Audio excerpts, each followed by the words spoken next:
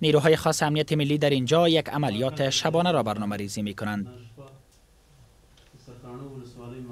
در اینجا نخستین دستور برای نیروهای خاص این است که باید در جریان عملیات جان، مال و منازل غیر نظامیان را حفاظت کنند.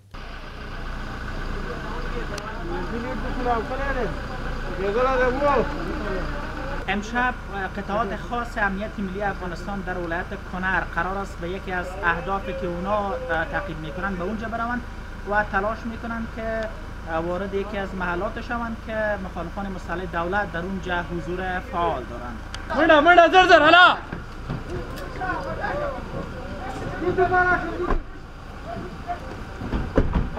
با این نیروها به سوی یکی از بخش‌های ولسوالی سرکانو در ولایت کنر میروم. هدف اصلی این عملیات بازداشت یکی از قماندانان طالبان خوانده می شود، زیرا امنیت ملی گزارش به دست آورده که این قماندان امشب در خانه است. برای تصویربرداری از این عملیات از آله دید شب استفاده می کنم، زیرا این نیروها تمامشان به دید شب مجهزند، چون روشن کردن چراغ‌های موتر و استفاده از نور در چنین عملیات ها ممنوع است.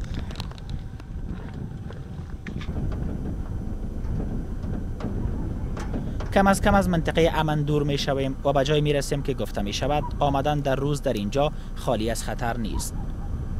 نیروها پیاده می شوند و من گام به گام این نیروها را تعقیب می کنم.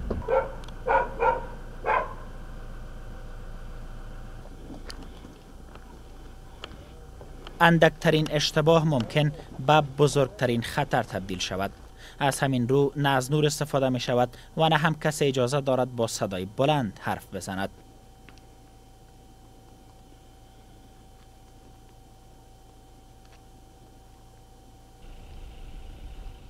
ساحه زیر ذره‌بین نیروهای خاص امنیت ملی قرار دارد.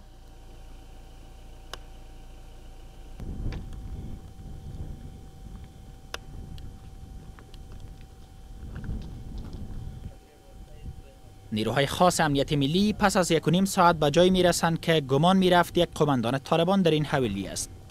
ظاهرا امنیت ملی در اینجا به هدف اصلی دست نمییابد، اما از برخی کسانی که در این خانه اند بازجویی صورت میگیرد.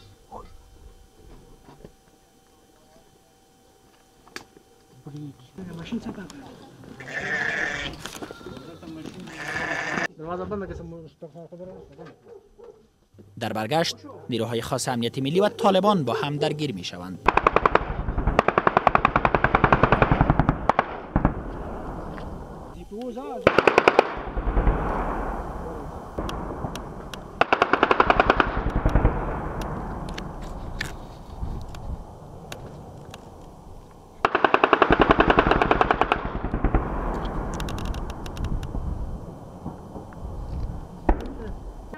برخی از نیروهای خاص امنیت ملی که نمیخواهند چهرهشان نشان داده شود میگویند با تجهیزات و وسایل پیشرفته مجهزند و توانایی نشانه گرفتن هر عضو گروه‌های مسلح مخالف دولت را دارند.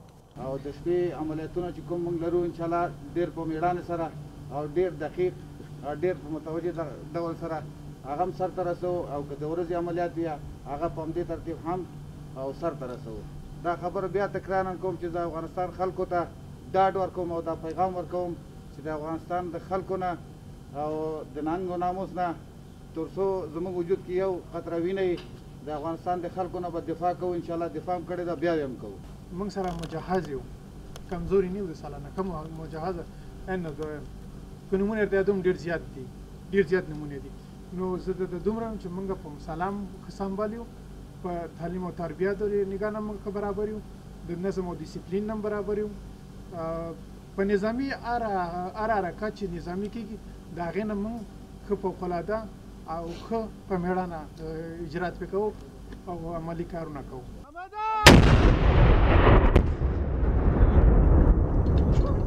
این نیروها میگویند با سلاح‌های سبک و سنگین مجهزند و توانایی این را دارند تا به هر تهدید گروه‌های مسلح مخالف دولت جواب مسلحانه دهند.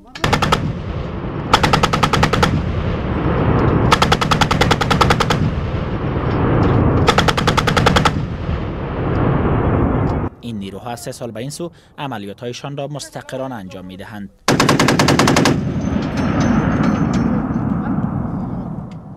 از همین رو مقام‌های محلی نسبت به عملکرد نیروها خوشبینند. لله الحمد وضعیت امنیتی کنر بر شما چون دو روز اینجا هستن بهتر معلوم شده باشه که فضل خداست مشکلات امنیتی داریم ولی نسبتاً به سایر ولایات افغانستان امن گفته می شود.